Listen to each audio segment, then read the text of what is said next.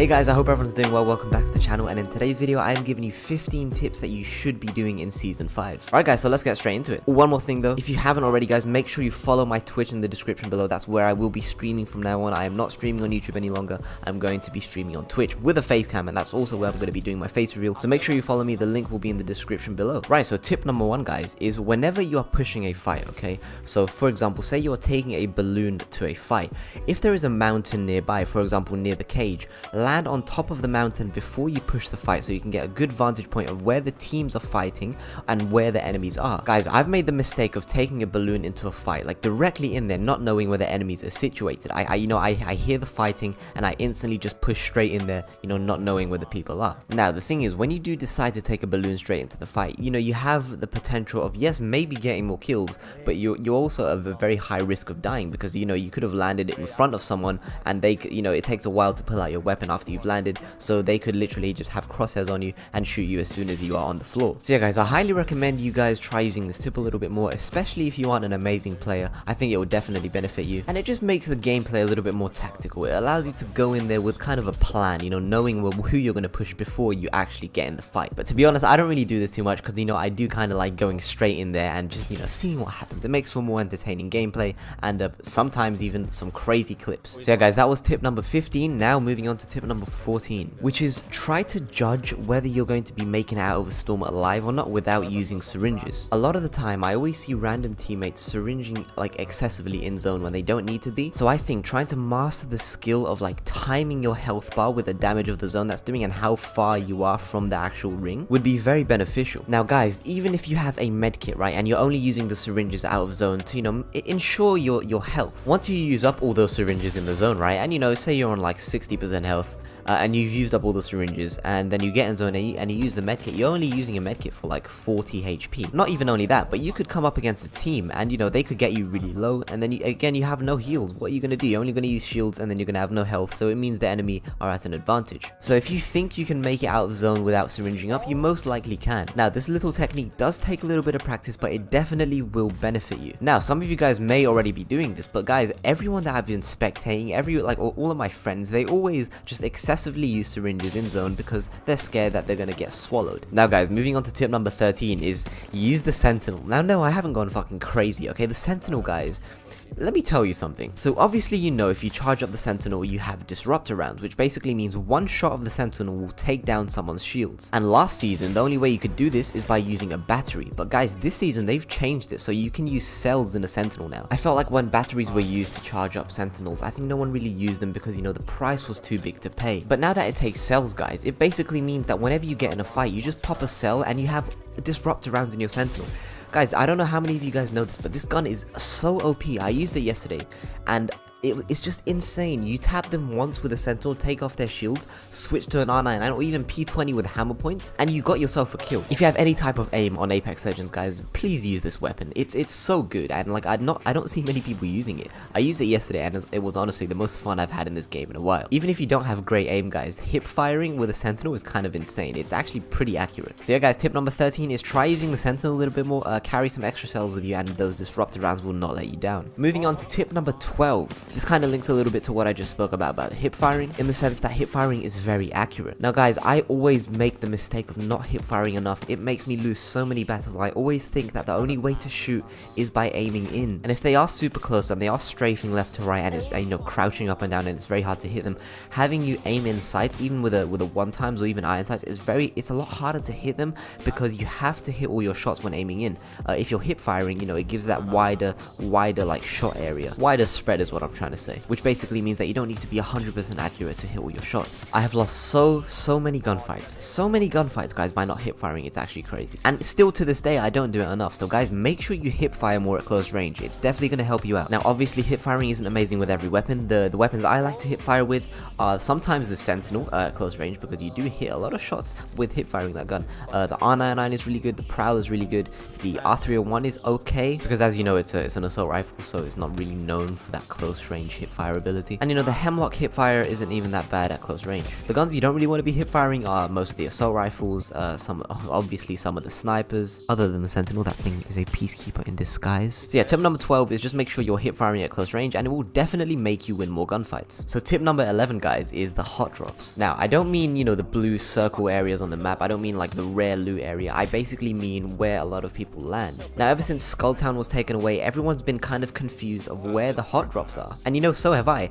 And this is because not everyone is used to the map yet. Everyone is still trying to figure out, everyone is still exploring the new places. Everyone is trying to figure out where, you know, where a lot of people are landing. And you know, me, for someone who likes getting a lot of kills, I try to land in the most populated area. But you know, I've been finding it hard to figure out where people are landing. But one place which is still very, very popular, guys, which if you want high kill games, is Land Octane, whatever you call it. You know, the Octane race pad place. What the what is it called? Gauntlet. It is called Gauntlet. Land Gauntlet, guys. You know, if you miss those Skulltown drops, Gauntlet is basically Skulltown, just a little bit more open. I definitely recommend you landing there if you're a decent player, or you just want to land with a fuck ton of people and potentially get yourself a lot of kills, or you die, because you know, dying happens a lot. Okay guys, so tip number 10 is how you can get high damage games very easily, and this is done by farming the last team. Now some of you guys may say, oh well, that's cheating, but it's not, because if the last team are literally trying their hardest to kill you, but you're just doing damage to them and letting them go back and heal, it's not cheating, okay? So I basically did this with Loba yesterday, just so I could quickly get her 4K badge. So for this to work, you kind of do need a little bit of damage in the game, right? You can't just wait till the last team and, you know, start farming them. You gotta actually do some damage in game. So what I mean by farming is basically when it's just you and your teammate and then the last team, right? You should be playing with a friend to do this. You just basically keep damaging them, okay? Maybe use a G7, an R9 or something, I don't know, whatever gun you feel comfortable with, right? You do damage to them, and you let them go back and heal, right? And then they'll come back attacking you, and you damage them again, and then they'll go back and heal. You want to do this constantly until you feel like until you can. And then if they stop healing, you want to run up to them, right? And drop heals right in the open, drop medkits, drop syringes, drop cells, batteries right in the middle so they see it, and let them go for it. And then once they go for it and they can start healing up again, you begin the process again of just damaging them, letting them go back and heal, damaging them. Now guys, no, this is not cheating, okay? If you say this is cheating, I will slap you, because it is not cheating, especially if they are actually trying to kill you. Now for this to work, you don't really want the last team to be sweats. You don't really want them to be absolutely amazing players. You do kind of have to get lucky and get a team that isn't amazing. Now since it is pubs, you most likely won't be getting a team that is absolutely amazing, because a lot of them are grinding ranked at the moment. So now is the time to do it, because once everyone hits pred and master, everyone's going to be coming back to pubs and going for those high damage badges. Oh, and a tip when you're doing this, guys, is always try to keep the enemy at bay. Never let them advance towards you. Never let them be the aggressor. You always want to be the aggressor. You always want to keep them in the same position. And guys, this isn't cheating, because you're basically just holding them hostage, and they have no other option but to keep coming out and giving you damage. Okay guys, so tip number 9 is wall jump to escape faster. Okay, now this is very situational, and you're not going to be wall jumping all the time, but let me just give you a quick tutorial on how to wall jump and where I most often like to do it. Okay guys, so right now I'm going to be showing you guys how to wall jump. Now you may already know how to do it. It's very simple for the people who don't know how to do it. So basically what you do is, while you're sliding, you let go of your left stick, so you don't push forward, you don't push back, you don't do anything. Let the momentum take you. So I'm going to show you how to do it. So you slide, let go of the left stick, jump, and then jump again. Get it? So I'll do it again. So slide, let go of the left stick, jump, and jump again. So I'm not pushing forward the whole time, because if I am pushing forward the whole time, it's just going to do that. Okay, this is the perfect place to do it, for example. Okay, so if someone's chasing you and you're running this way and you want to get over this wall really quickly, the best way to do it is bounce off this wall onto this wall, and this is how I like to do it. Right, so imagine someone's chasing me and I want to get over the wall really quick. I jump on this wall, jump on that wall, and I am over. Super speedy, and they're probably still trying to climb that wall, and I have escaped. So it looks like this. See that? That was a beautiful one right there. I absolutely jumped over that wall like a kangaroo. Right guys, so tip number 8 is obviously you should already know this. I'm just giving you some heads up right now, is use the Mastiff, because it will get nerfed or something will happen to it, because at the moment it is just way too good to be a ground weapon. It's very common. It's one of the most common guns on the ground, if not even more common than the Mozambique. And also when using the Mastiff, yes, you're gonna say it's very inconsistent, which it is, but only use it at very close range, guys. So at a distance of like 3 meters, it's useless, because it will do 14 damage. And also if you do want to get some really nice shots with it, ADS with it. ADS, even if you're really close to them, ADS, because it will guarantee all of those pellets hit and you do a good 128 hit every time you shoot them. I did say earlier that hip firing is very useful, but on the Mastiff, guys, it's just a weapon I don't really like to hip fire with. Aiming in is always a better option for me because I always hit for like 3 when I don't ADS with it. So tip number 7, guys. So we've already established that the Mastiff is ridiculous and should not be a ground weapon. The next thing that is OP is Mirage, guys. Remember when we all laughed at Mirage and how he was the worst legend in the game? No one played him, it was useless. Now he is by far, in my opinion, one of the best legends in the game. His ultimate is ridiculous. Like, they didn't just buff him, they upgraded him to a Mirage number 2. He's so good. Now, I don't know if he will get nerfed, but guys, use Mirage more often. He's so good, and you know, even if you say, oh, his abilities aren't great, he's so OP. And if you like getting out of situations where you wouldn't be able to even get out of with Wraith, choose Mirage because he's just so good.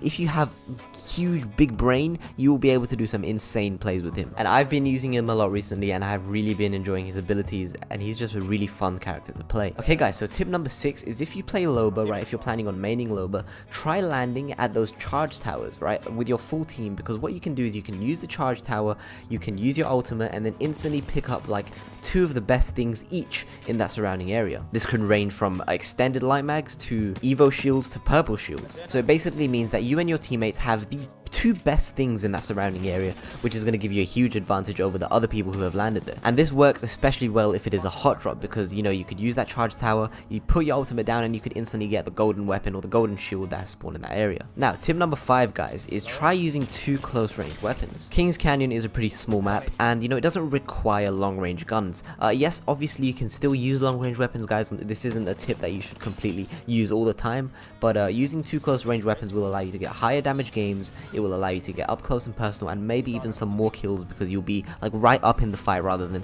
just damaging people from far away. I've spoken about using 2 close range weapons before in my last tips video, but you know, since I have gotten quite a few subscribers since then, I do want to let you guys know that using 2 close range weapons will definitely help you out, and it might even make you a better player, because by being like up close and personal, you would have to focus more on your movement and your situational awareness. Not even that, but you're going to need to make some smarter plays to stay alive and to get some more kills, which will make you a better player, guys, I promise you. Tip number 4, guys, is what you should be carrying in a bag. Now, I always witness teammates and random players, even my friends sometimes, over carry things, right? Sometimes they carry 4 medkits, sometimes they carry only 2 batteries and like fucking 30,000 cells. Right here, I'm going to be showing you guys what I carry from a level 1 bag ranging up to a level 3 bag. Okay guys, so in a level 1 bag, I would like to carry exactly this. So when it kind of depends also what guns you're running. So if you're carrying a sniper, you would only carry 1 or 2 slots with sniper ammo. But since I am carrying 2 SMGs, this is my preferred loadout. I would use the whole top row for light ammo and the rest for meds. So with a white bag, I usually like to carry 4 batteries, a max of 2 medkits, 4 syringes, and 8 cells. Now if I am lifeline, right, I would ditch the medkits and just pick up 2 thermites instead.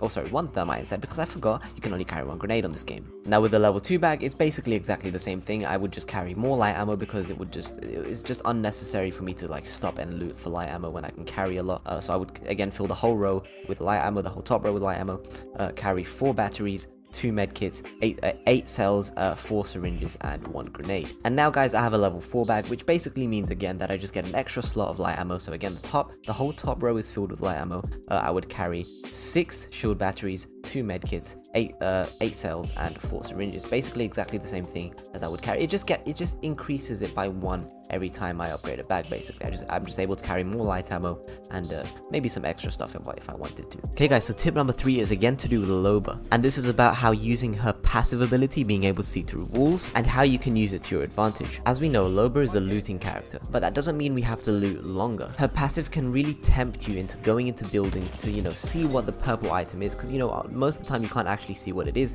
You can just see the outline and it's not 100% exact. But in my opinion, guys, her passive should only really be used if you know you're looking for something and you actually see it through the wall. And for example, say you're running past a building and you see no outline of any purple item in there, don't even bother looting it unless you're in search of light ammo or like a holographic attachment. You don't need to loot inside that building. And guys, if you are someone who likes going for high kills and high damage games, but you know, you still like to play Loba, the looting character, try only looting once you've killed people. You don't need to stop and and loot every single building you see, guys. Just get the essentials and push the people, and once you've killed people, you can loot their stuff because they've basically looted the surrounding area for you, and you know they could have some insane stuff. And even if you may be pushing unequipped for a fight, you can still take it, and again it will make you a better player because you are battling people who have better stuff than you and who may be even better than you. Now tip number 2, guys, is about Pathfinder. Now I know a lot of you guys are upset about the Pathfinder nerf, you know, his grapple has been increased by 15 seconds or something like that, I don't even know. But when you think about it, it's not that big of a deal. I think people are just overstressing it and overthinking the fact that he has a longer grapple. It basically just means that he won't be able to use the grapple every 5 seconds, you know, just to get across the map quicker. And what it means for the Pathfinder mains, it just means that you basically have to save your grapple for those, you know, important situations,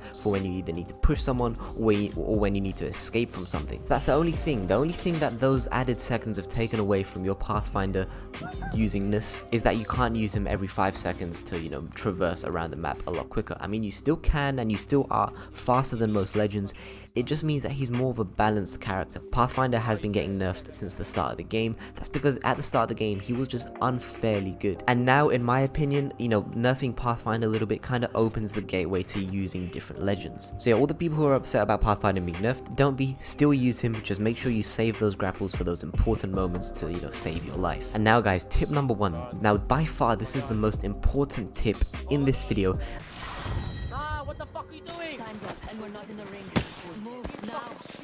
You dumb cunt, you fat puss. And I guarantee none of you guys have ever heard this from any other YouTuber, because I have figured this out yesterday myself, by the way. So if you hear what I'm about to tell you on any other YouTuber's channel, make sure you dislike their video. And the tip is, guys, you basically have to have a big PP.